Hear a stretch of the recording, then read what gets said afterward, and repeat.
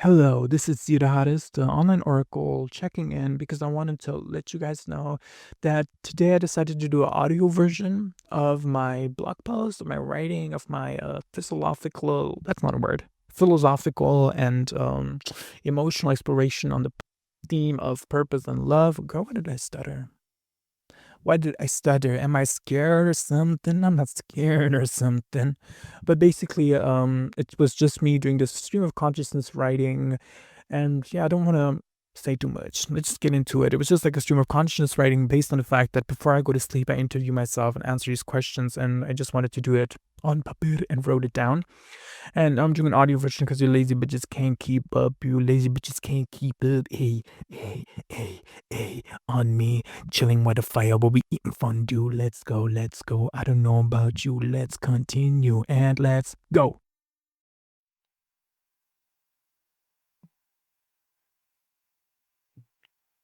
Show Purpose and Love, the show where me interviews me, Sirah Haris, the online oracle that likes orcas. Tonight's episode all about life's purpose and love. The beginning intro rolls. It's me getting into bed, closing my eyes, and first thinking of a romantic scenario, but then drifting into the studio.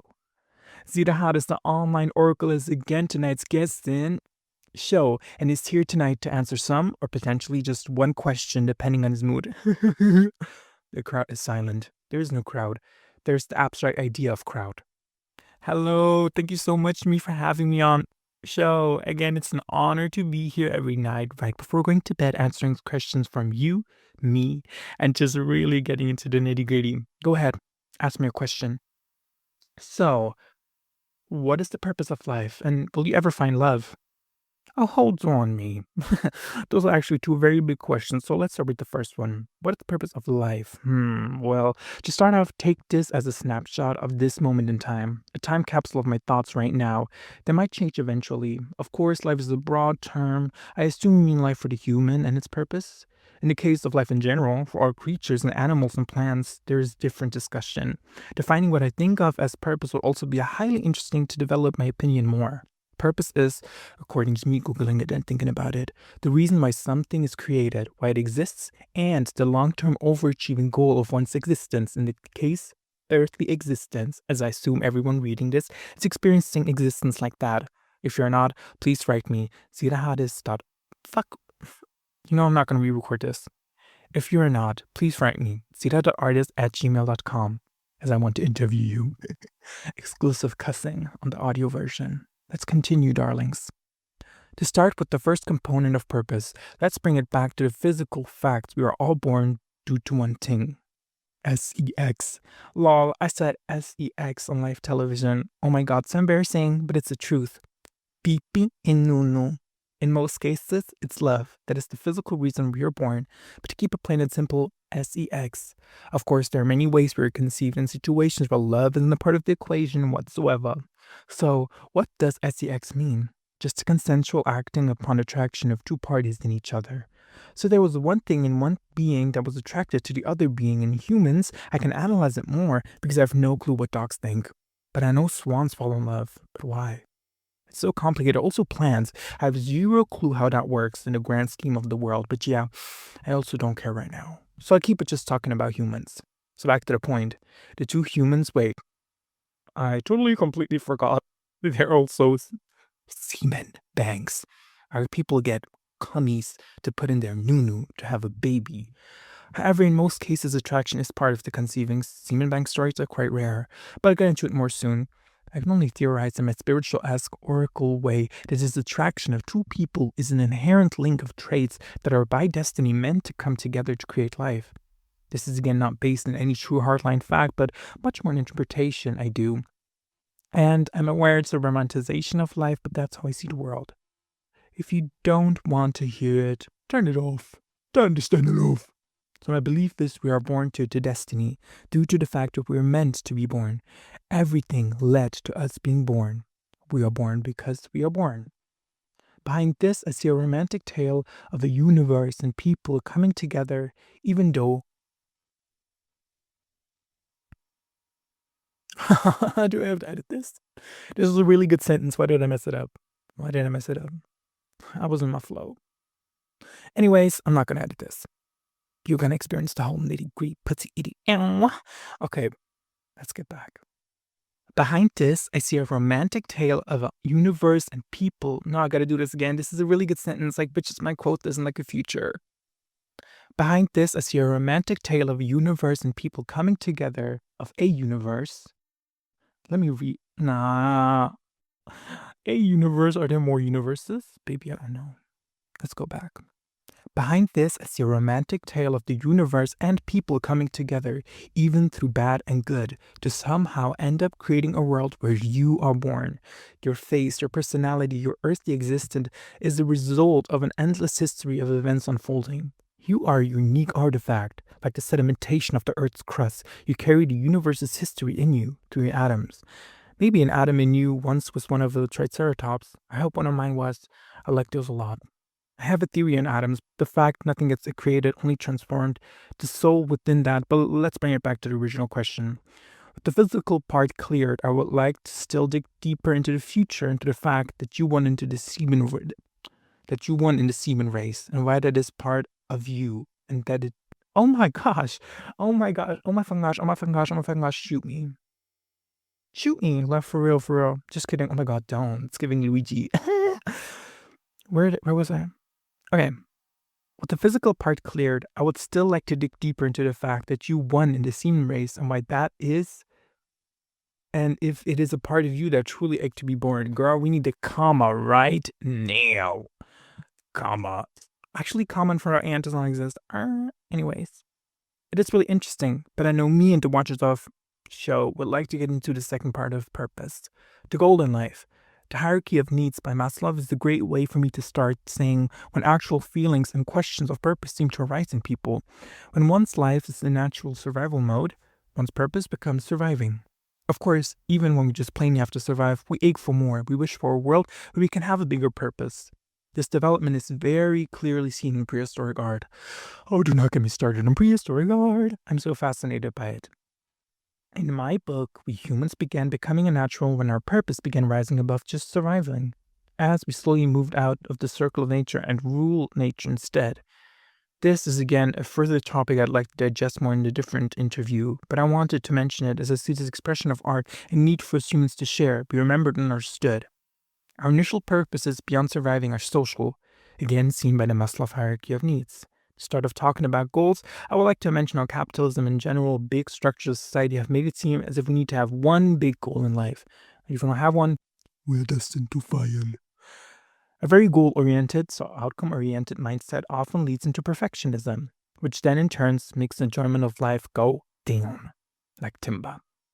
My view is that since we are born, now most of the time, beyond the primal understanding of survival, of course, wait, hold on. Hold on. Girl, I was so, what's her name? Wendy Williams.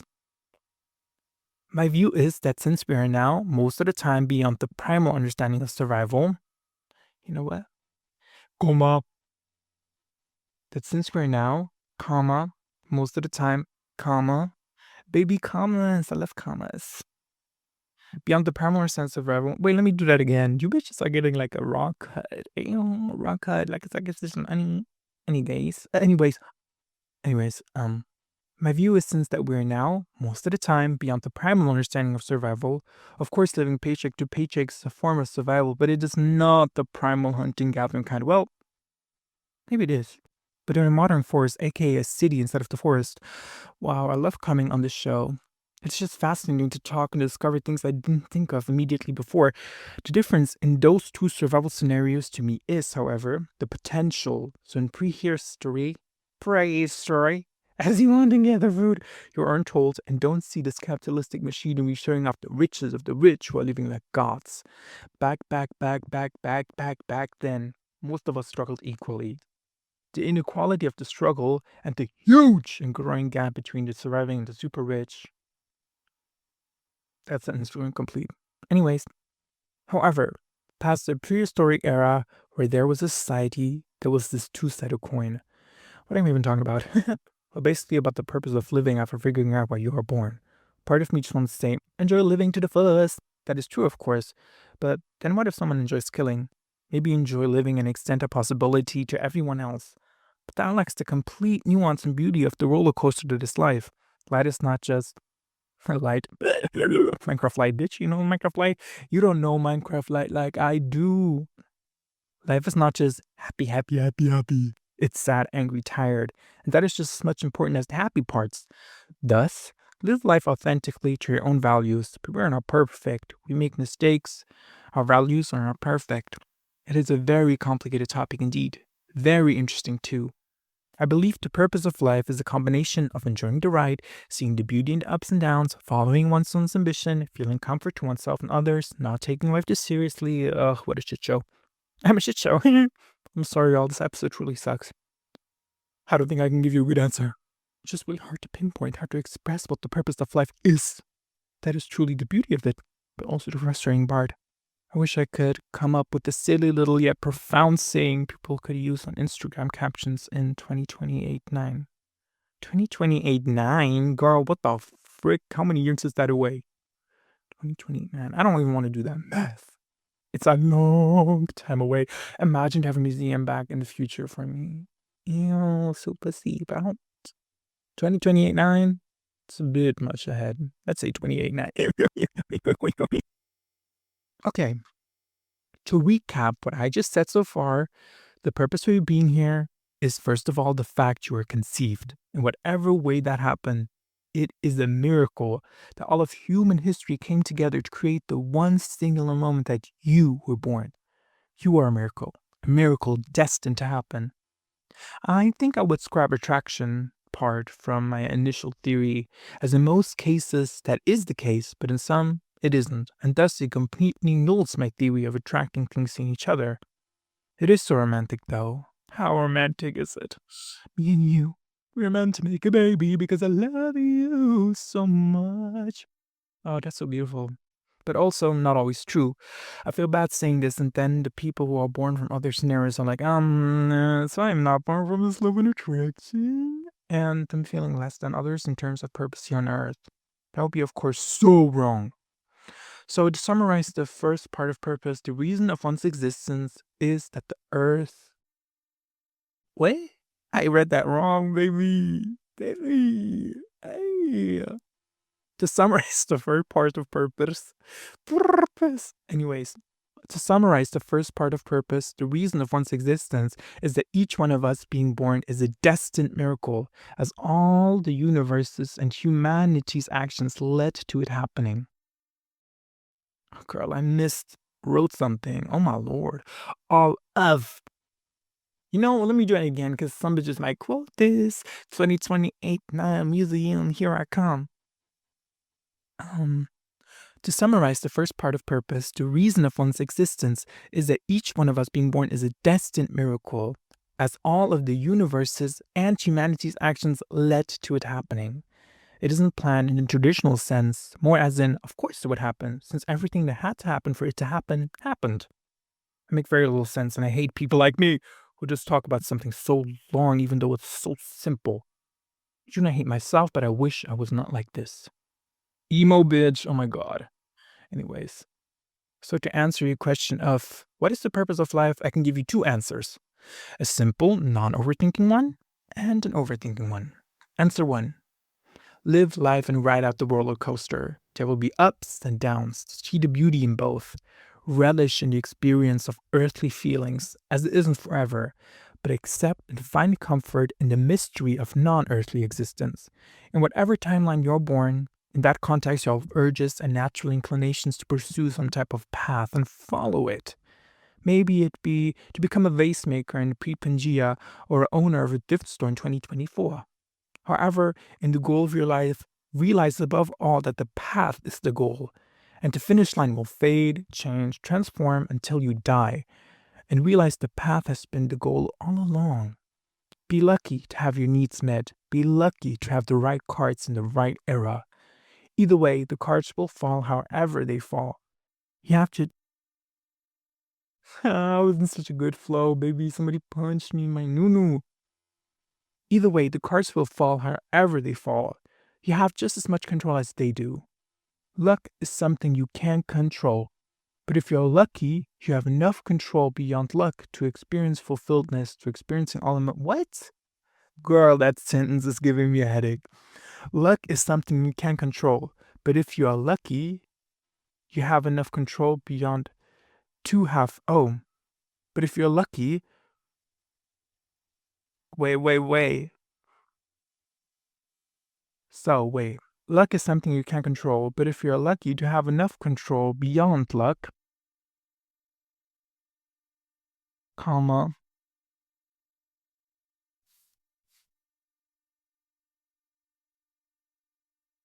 This sentence does not make any sense, y'all. This sentence does not make any. Let's workshop it together. Let's workshop it. Luck is something you can't control, but if you're lucky to have enough control beyond luck, experience fulfillment to experiencing all emotions. What?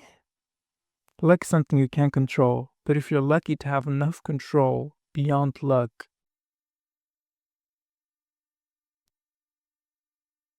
No, I'm gonna scrap the sentence. Wait, I don't know what I was trying to say. Enjoy the experience, maybe. Let's see, y'all. Luck is something you can't control, but if you're lucky to have enough control beyond luck, enjoy the experience of fulfilledness by experiencing all emotions. You know what? I'll just leave it like that. I don't fucking know what I mean by that. You know, it kind of makes sense, but also kind of don't. It doesn't make sense. Bittersweet. Oh, baby. Maybe should I read answer 1 again? Because it really needs answer 1 for answer 2 to kind of make sense. I'll go again. Hopefully you're enjoying this. Anyways, I don't even know what I said 5 minutes ago. Let's start again. To answer your question of what is the purpose of life, I can give you 2 answers. A simple non-overthinking one and an overthinking one. Answer 1. Live life and ride out the roller coaster. There will be ups and downs. See the beauty in both.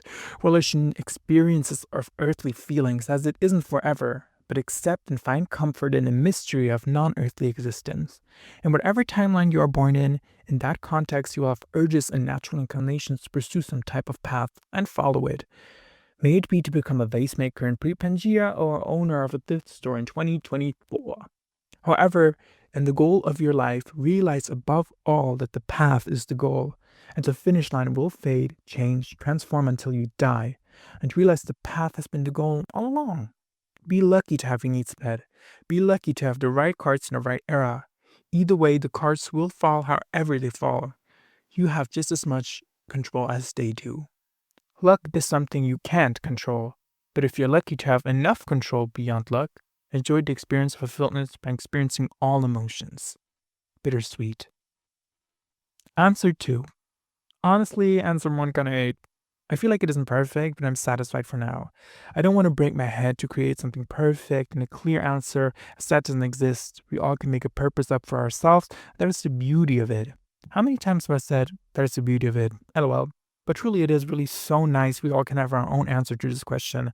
But I hope whatever answer we choose, we do feel happy most of the way.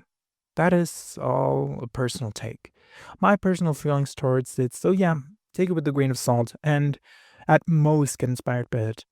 I like to be inspired by you too. I love the bittersweetness of life. I am such a sucker for a little pain with my happiness. Well, talking about love, I'd like to move on to your second question. Will I ever find love? I was lucky enough. I was born loved. My mom and dad loved me from the day I was born. Does that mean I felt loved, understood, had my needs met all the time? No, it just means they love me. There's many types of love. I assumed that with that question you meant more romantic love. Maybe that's just the bias that we as humans have instilled us to society. Ugh, not to society. Maybe it's in general. Let me just get rid of us to society. Like, to society always sounds like it's such a throwaway, like a buzzword. Like, it's giving Jaden Smith, like, society. Shut the fuck up. Love songs mean romance, never friends or family. Maybe in Alabama, both. Wait, I'm speaking in this interview. How am I speaking in brackets? Anyways, I do feel loved by my family. Not as a whole person, though. There are sides of me I doubt some people in my family would love, aka my gayness. So I do feel I am loved, but to a certain extent conditionally. Isn't all love conditional, though? If my son turned out to be a serial killer murderer, would I still love him? The parental love is strong. Even though I'd hate him for what he has done, a side of me would love him. I would maybe argue to say love is not a conditional or unconditional thing. Love is depending on many sides of a person. We as humans have so many facets, and we might hate a part of one person but love the other.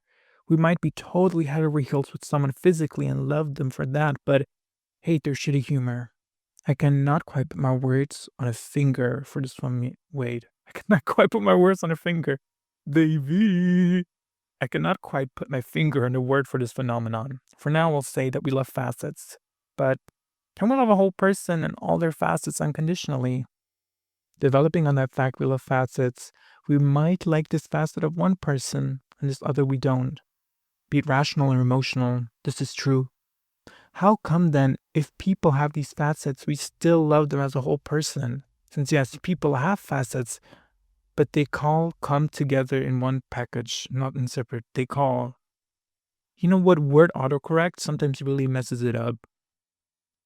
It's like if you have a lasagna and you don't like layer 4 out of 10, would you still eat it? That is so difficult, as we all have experienced this horrible person we somehow still loved. If love is conditional, unconditional or not, it is above all not consistent. It is not rational, it is emotional. The world of emotions on a biological level, on a physiological level, I mean psychological level, really interests me. But above all, the spiritual level to emotions, this seemingly unexplained nature of existing alongside with our soul. What? Let me do that again. The world of emotions on a biological level, on a psychological level, really interests me.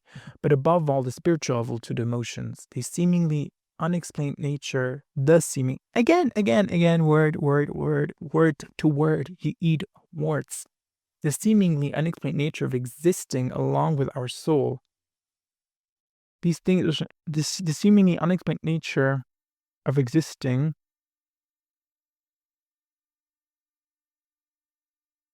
Wait, I'm changing something, y'all, because this doesn't make any sense. It's boombaklad. Existing and our soul. Let's try this again. Girl, we're workshopping this together. The world of emotions on a biological level, on a psychological level, really interests me, but above all, the spiritual level to emotions, the seemingly unexplained nature of existing, and our soul. These things are so interesting and hard to fully grasp. And this inner mindset, as I previously coined in it, I coined this term mindset in this blog post called Inside, Outside, Inside. The core of the universe, that is where love is born. I'll give a bit of context because I can, because this is the audio version. Basically, in the inside, outside, like text that I wrote, in this psychological kind of like exploration of the inside, outside, I said that we are truly always inside because we're always part of the universe. The only thing, but the deepest insight that we have is our soul, like our emotional world is the deepest insight. There's nothing that you can break down, that you can go further in. So in my theory, this deepest inside loops back into the furthest outside. So this endless universe, kind of like this circle. And this is where both of these like inside outside circles meet. And why I'm mentioning that is because in this text I'm talking about emotions and where they kind of spring from, and that they spring from this mindset, this unexplained like looping part, the deepest core of the universe. That's where they come from your soul. And it's an unexplored and ununderstandable and magical place. So let's get back. Oh my god, I got like a big scoop, like got a big scoop of ice cream. Like, yes, rational aspects help us make decisions on it, and biological and psychological factors play a part of it, but it is to me a spiritual born topic. I can see ice rolling, the world spiritual gets such a bad rep, and I get it, it's so wishy-washy, but I'm just 23. I don't know everything, I am wishy-washy. Fuck you. Fuck me. LOL, JK. But back to the topic of love. Is love conditional? I believe a better way to put it is that love has two sides. Babies, I just resell two sides because motherfucking word transformed into two rides. Excuse me, two Uber rides? What the hell?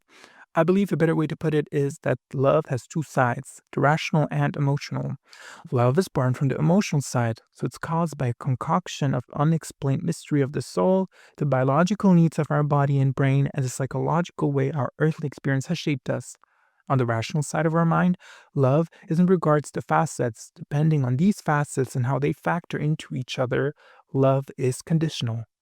If emotionally we are so in love with someone, but they're mean, they don't like us, they smell like caca, they hate puppies, they beheaded your plushie, and their noodles think that pee-pee stink, then the condition applies of, there is too many negative facets of you that do not contribute to me living a good life. And we cut them off. Well, rationally we should, but that's where emotions come into play and to make it difficult. Emotions are incredibly unexplained. As we go to therapy to analyze patterns, feelings, conditions, and the actual experience of being human. But wait, you don't love me like I do. Emotions are incredibly unexplained as much as we go to, okay. Let me put, you know what? Let me try this again. Emotions are incredibly unexplained.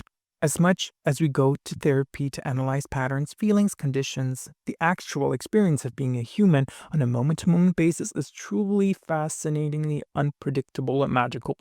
Feelings happen no matter how clearly we understand their origins or how aware of the actual feelings we are. These feelings affect our rational thinking. Where this love and this mindset comes from is a mystery I so deeply am in love with. I love the universe. I love God. A beautiful mystery. It's so, so beautiful. Kind of like my bunda. Just kidding. I added that for just like a little giggle for the audio listeners. If you're an audio listener, please drop in a comment below. Like, come on now. Come on now. You've been through it with me. You've been through it with me from the back to the back to the back to the back to the front to the front to the front to the front. Eat my nunu. Ew. Let's just get back. So, I love my nephew so much. I just do. It's a natural of me. It's a natural of me. Okay, I need to calm down. I love my nephews. Wait. I love my nephews so much. I just do. It's natural of me to just want to protect them and give them a happy life. It was not a choice. There is this mysterious, beautifully hidden pattern of love that threads together the fabric of life. While I seem to be having a good day. We love babies, our little ones. It's natural, woven into the fabric of existence. Some people hate babies, though. Truly frightening. I do not understand it. That's where this completely unpredictable mindset comes from. There, as I said, patterns that connect us all of loving our babies, and oh my God, I'm bad as like I'm addicted to not giving commas. There are, as I said, patterns that connect us all of loving our babies, and there is natural biological reasons for that, to protect them, to ensure the survival of our species. So maybe it all goes back to this. It doesn't sound good, because it does sound like such a cold, primal, and to be honest, stupid thing to say. But it's the purpose of living, ensuring a species survival, and it's the purpose of loving to ensure species survival. But we as humans are so beyond that. But our biological core is still wired like that. It may be natural for every start of existence to be small, and for that to grow bigger till it again gets smaller again, and thus existence always is framed in that way. And in each experience of existence, we nurture the small and growing, and the small and fading, because we see ourselves in them. How would existence look if we started big and became small? Because even Benjamin Button was still a little sperm and then grew big. Everything must be small for it to be big, and then to become small to disappear. Can our biological core be wired differently? Will we ever distance ourselves so much from nature that love will completely change? How could love in a world look where love does not come from the base purpose of ensuring a species' survival? Is that even a true take to take?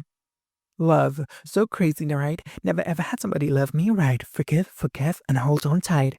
That's the pheromone quote from Drag Race. Pheromones. Those are also biologically so interesting. Again, wired to have us ensure the survival of our species. But wait, I am gay. I am naturally gay. So my love for my family and friends and supporting them and caring for them to thrive, that is based on this idea of the prime purpose of being is to survive and to ensure the survival of a species. But my sexuality, my sexual desire isn't directly linked to that, since as a gay, I cannot make a baby with another gay. Oh, how deeply I feel though. How much I truly can love a man, such a submissive way that I got all eyes for him and just want to support and nourish him to reach great success and happiness in his purpose. That, in a way, again, is a form of supporting the survival of the species. Love in any shape is for the survival of the species. Oh, how stupid I was to assume a species only needs to reproduce to survive. Love is the number one need for survival of a group. Is it possible that the reason why we as humans have been able to develop together as much as we did, is it because we love each other in more ways than other species can? That is an interesting question that I, out of instinct, would say no to. Because so many animals show love and compassion for each other, even more than some humans. But it was quite a romantic thing of me to say. So typical of me. To bring it back to the initial question you asked me for, show. I have some familial love. Maybe just for a few facets and feel conditional, but I believe rationally a lot of love is conditional. Emotionally, for those who stand the closest to me, regardless of how they might feel about a certain facet of me, I think would never be able not to love me. A certain version of me they loved. They will always love me. Baby me, maybe. I was such a cute little fat baby. Do I love them? Yes. I do feel safe and comfortable with them. Actually, mostly not. But that is for the rational reasons, aka things that happened, not the love that is emotional. Baby, I wrote aka the things that penate. Bitch, what the fuck is penate? I didn't even know that was a verb. I penate yesterday. I said a farlate yesterday. I spaghetti. Shout out to Italy for an Italian listening to this. What the fuck are you doing here? First of all, what are you doing here? Second of all, if you're like a male, damn, Papa, you over our breed. Just kidding. Just really kidding. Don't get into your head with that. Don't. You're nothing. Just kidding. Everything. Oh my god, it was so mean. I'm so defensive. Anyways, friend love goes the same way. You love facets, and it is conditional. Emotionally, this unexplained side, just like my family, trumps the rational side and overrides it many of times. The unexplained always rules over the explained. Well, not always, but I guess it's stronger. So my family or friends might dislike something about me, but a part of me will always love me. Did I say of me? Wait. So my family or friends might dislike something about me, but a part of them will always love me. Well, I disagree with that. It is possible to stop loving someone actively, so maybe my terminology isn't as clear as I want it to be. If love is gone, the memory of its love for a past version of them, that persists. So love is a very intertwined and layered thing, and not just active, but also archived. Love does not act in a linear timeline. Why I need to add a word. Just give me some grace. Just give me some grace and give me that face. Give me your lace and yes. Okay. Romantic love. Oh my gosh, I'm such a hopeful romantic. Side note. Hopeless romantic? What the fuck do you mean with that? Y'all are so stupid. You are so stupid. Hopeless? You're hopeful. You have so much hope in you. You're so powerful in your love and in your conviction to love. Don't call yourself hopeless. Baby, you're hopeful. The bitches who don't love, who are like cold as hell, those are hopeless. Anyways, I love men so much. I hate them. The purest, rawest form, and the one I hope to one day find is admiration. I want to admire a man, emotionally admire him. The facets of him don't need to be all loved. Some bad sides even make it a little more exciting. I like a little pain with my sweet. I love admiring a man. Not blindly, I'm not naive. I only admire a man who deserves it, who treats me with respect and kindness. I do love that feeling so much. I tend to lie to myself when I am with a man, make me believe he has all the qualities. Um, wait, wait, hold up. I have a Glock in my ass and it shoot real fast and it goes through my stomach and it make me gassy. Oh, anyways, wait, where was I? Wait, oh my god, where am I? No, for real. Oh, I do love that feeling so much. I tend to lie to myself when I am with a man, make me believe he has all these qualities, and enjoy the feeling of manipulating myself into admiring him. Down the road, it hurts me, but in the moment, it feels so good to let all this love out on a man. Yes, I do the cooking. Yes, I do the cleaning. Yes, I keep my nunu real sweet for your eating. Okay, it isn't that crazy. Wait, I wrote Nana, but I'm gonna write Nunu. You know, Nunu. Astrovino. Okay, it isn't that crazy. I would never admire a man who wants me to be a slave. I admire a man who has a dominant energy naturally that does not have to be phonily put on. A true man I admire will cook for me, clean for me, just as much as I do for him. Oh, how I wish a man would be worthy of my admiration. And I do not need perfect, quite the opposite. As I said, according to my view on the purpose of life, I want the ups and downs. In that, I had to say it, I can't help it. I can't help my funny bone. Oh my god, funny boner. LOL, JK, ew. That's all nasty. I'll stop. I've never been in love romantically, but have many times enjoyed imagining a man has been worth of my love. Has been worth of my love. Girl, we can work for long. I've never been in love romantically, but I have many times enjoyed imagining a man has been worthy of my love. It just feels so good until he plays so against the role I set out for him. Why did you not even check up on me when I was sick? Lying to myself felt good for a bit, a little pathetic now. Did I use them? This is a good one, y'all. Strap in. Did I use them to fuel my own needs by making them into someone they are not, or did they use me and I just make myself enjoy it? Hey, girl, come on, now that question. I don't think anyone used anyone. Let me continue reading because I have a few opinions. I don't think anyone used anyone. I regret no one from my past romantically besides one man. He was truly evil. Hard to understand now that I'm older how someone so much older can be so manipulative. Why you take advantage of me and make me out to be the bad one when I told you I think he has manipulated me? Because, wait. Why did you take advantage of me and make me out to be the bad one when I told you I think you manipulated me? You manipulated me because you were older. Okay, let me read that again. Oh my gosh, these two, why did glued together, like, kind of look slay, like, why did? I'm gonna name my child Why did, come here, why did? Oh, it sounds like I have, like, a slight cute, like, baby, I was about to say speech impediment, but don't also, there's adults who can't, like, instead of write it, they would say, why did? Like, I'm sorry for infantilizing you. I'm really sorry. But I do think it's really endearing, and I don't see it as a negative trait. But I also understand that me saying it's endearing is in and of itself like an infantilization or an opinion that you just don't want about your speech. I'm so sorry you struggle with that. Anyways, let's bring it back. And why did you take advantage of me and make me out to be the bad one when I told you I think you manipulated me because you were older than me and I was a teen? Why did I apologize? They're all me theories on love. What? Girl, I can't spell. I need to go back to school. They're all my theories. No wonder my French teacher told me I had dyslexia. There, all my theories on love go out the window. Does he love anyone besides himself? Like, truly love? I was about to say I do not wish him well. I don't wish him bad either. I wish him nothing. All I wish is that I never met him. But I'm happy with who I am now, well, kind of. So I'll embrace that down of my life, or try to. I'm only 23. I don't know it all yet. I wish for myself that I don't have to pretend. But again, do I believe I'll find love? Familial kind of check. Friends, check. Romance, I hope so. Deeply. I hope so deeply that I do. I really do. But I have this monster gnawing at me telling me I won't.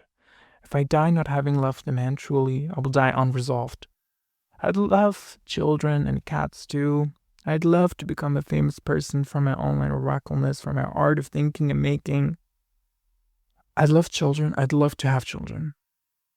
To raise, not have, bitch. What the hell? You see me editing this. If you're listening to this, comment down below at what point your head exploded.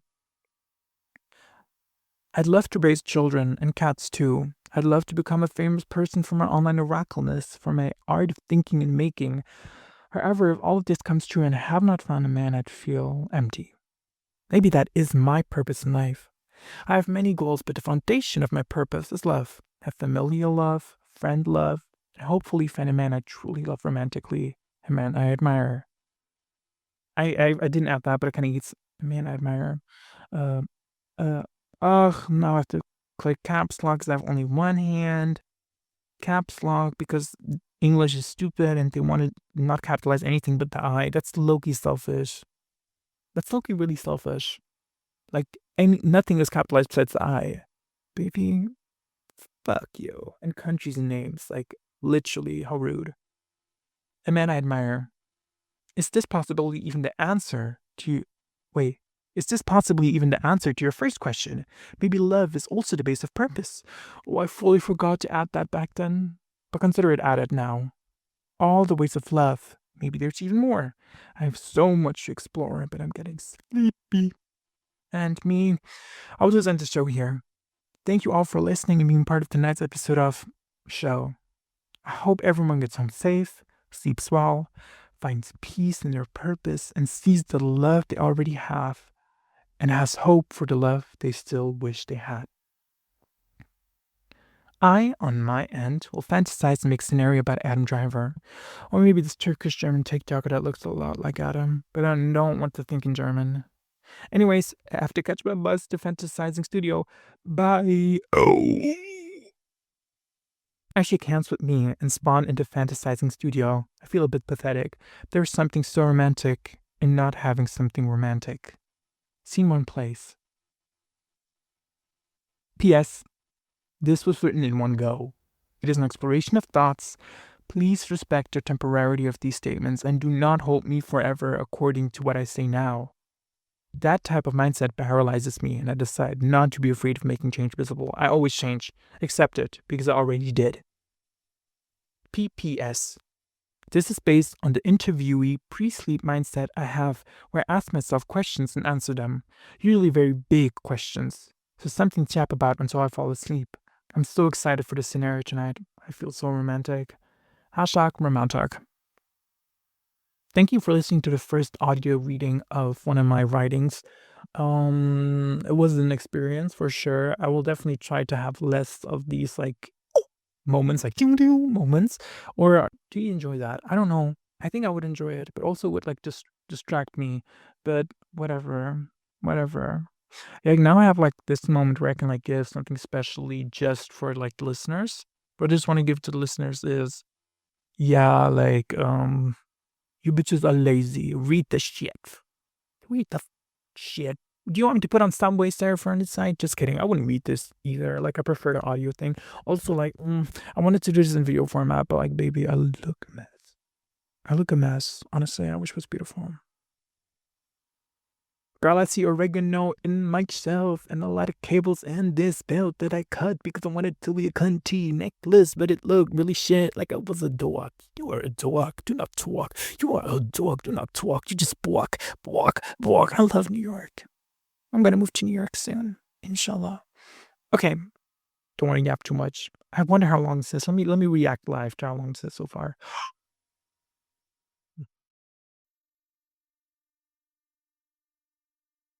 Yeah. Oh my god. Oh my gosh. It's 43 minutes long. Oh my god, I'm about to like shot myself.